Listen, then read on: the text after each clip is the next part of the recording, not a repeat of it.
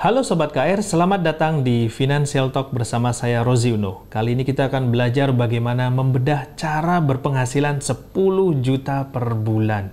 Kalau Anda saat ini sudah mencapai di atas itu, selamat ya. Bagi Anda yang belum bagaimana? Nah, di sini saya akan coba bukakan kepada Anda bagaimana mindset yang benar berpenghasilan 10 juta per bulan ya. Langkah-langkah yang harus Anda ikuti adalah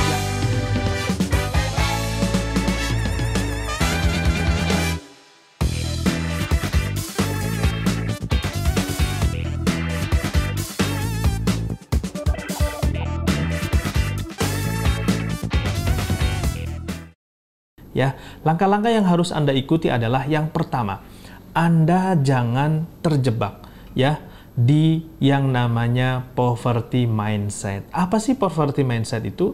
Mereka-mereka yang beranggapan bahwasannya bisa kaya dalam semalam ya, bisa kaya dalam semalam. Dan sudah banyak diuji coba, yang terjadi adalah malah kebangkrutan atau ketidakberuntungan dalam semalam, atau semua asetnya habis ya karena dia all in. Mohon maaf misalnya di judi, mohon maaf misalnya dia beli money game, ikut money game, atau dia beli saham yang notabene-nya saham gorengan ya, kemudian beli yang lagi tren sekarang misalnya beli Bitcoin, beli kripto dan lain sebagainya, yang notabene-nya dia tidak pegang data di situ, tidak tahu bagaimana di sana itu sebenarnya juga bisa disetting oleh market. Nah, hari ini saya akan bedah kepada teman-teman semua bagaimana mencapai penghasilan 10 juta per bulan, walaupun kondisinya sebenarnya saat ini kita baru penghasilan mungkin di bawah 5 juta ke bawah. Nah, bagaimana kita bisa menggunakan daya ungkit itu yang sudah ada? Oke, langkah pertama yang harus Anda lakukan adalah tidak bisa dipungkiri Anda harus disiplin. Ya, tidak bisa dipungkiri Anda harus disiplin. Karena sebenarnya penghasilan 10 juta itu tidak akan pernah terwujud tanpa adanya penghasilan yang pertama. Jadi misalnya saat ini Anda baru mulai merintis, kerja, ataupun berbisnis, ataupun berdagang, yang mana omset maupun penghasilannya baru di bawah 50 juta, nah disinilah kuncinya Anda harus sabar, ya, sabar ataupun mau menjalani prosesnya. Maka sebenarnya sederhana sekali caranya. Yang pertama adalah Anda harus menyisihkan dari setiap penghasilan Anda, ya, Anda harus sisihkan dari setiap penghasilan Anda untuk masa depan Anda. Ya, untuk pencapaian penghasilan yang stabil ya. Jadi misalnya Anda saat ini baru punya satu penghasilan, atau bisa saya bilang sumur ya. Jadi Anda punya satu sumur, bagaimana sumur yang ada saat ini bisa berkembang menjadi 2 sumur, 3 sumur dan seterusnya ya. Yang mana masing-masing sumur ini produktif ya, mengalirkan setiap bulan penghasilan kepada Anda. Ada pepatah mengatakan jangan pernah menaruh telur dalam satu keranjang. Kenapa? Karena begitu telur itu jatuh, maka pecah semua investasi kita. Ya, pecah semua harapan yang kita taruh di satu tempat tadi.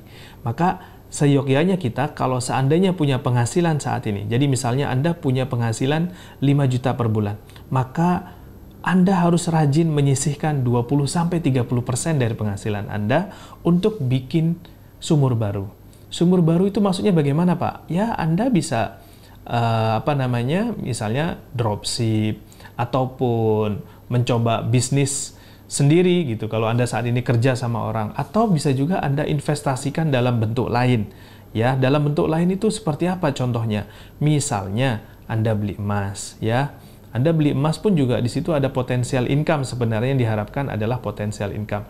Tapi di sisi itu Anda juga bisa misalnya bergabung menjadi sobat bisnis magnet rezeki. Ya, misalnya, jadi misalnya Anda saat ini kerja di sebuah perusahaan, Anda bisa ambil peluang ini, bikin sumur kedua, gabung sebagai SBMR misalnya. Karena di situ ada peluang-peluang yang bisa Anda ambil dengan Anda berjualan, ya, yang tidak mengganggu aktivitas utama Anda, yang Anda bisa kerjakan secara part-time, ya.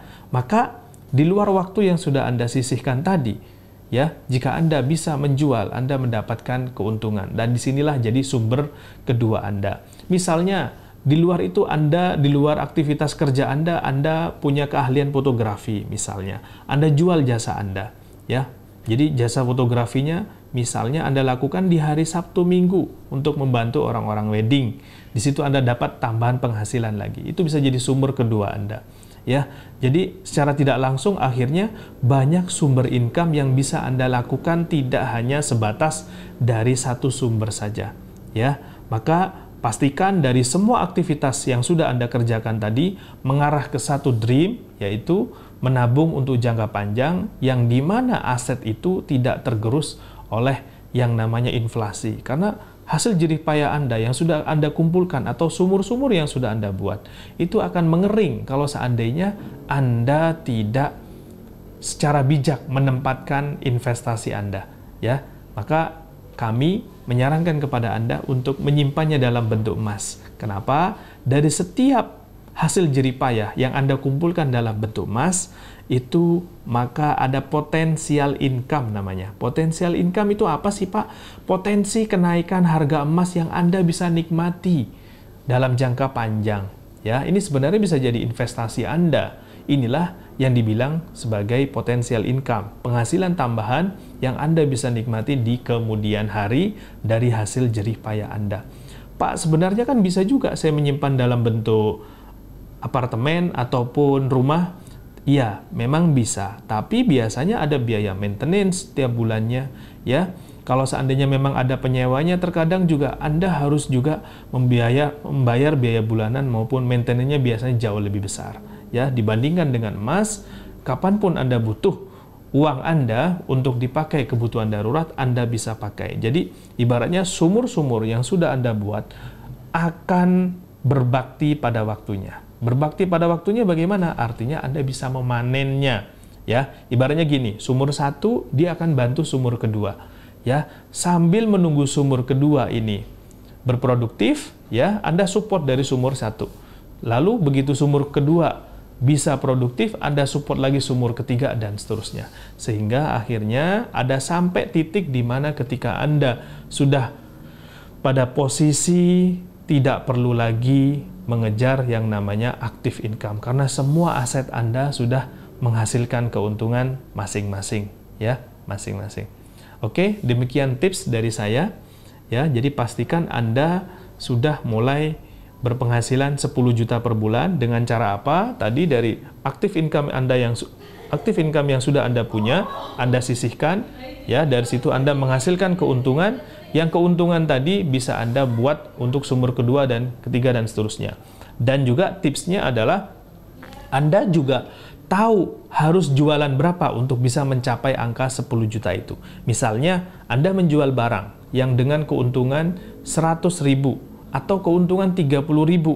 Maka untuk bisa mencapai keuntungan 10 juta per bulan, Anda harus menjual sebanyak, kalau sehari itu Anda harus menjual 10-15 barang, ya. Kenapa? Karena kalau satu barang keuntungan 30.000, 10 barang 300.000, 15 barang 450.000, kali 30 hari, maka keuntungan yang Anda pegang adalah 12,5 juta. Ya, jadi ibaratnya Anda selalu fokus terhadap apa yang Anda tawarkan, itu menghasilkan keuntungan yang notabene-nya kalau dikumpulkan sebulan sesuai angka 10 juta. Ya, dan pastikan Anda juga terus konsisten berinvestasi, yang investasi ini pun juga akan menghasilkan 10 juta per bulan kepada Anda, bahkan bisa lebih, ya, tergantung instrumen investasinya apa yang Anda pilih. Oke, demikian tips sore ini. Sampai ketemu di Financial Talk berikutnya bersama saya, Razi Uno.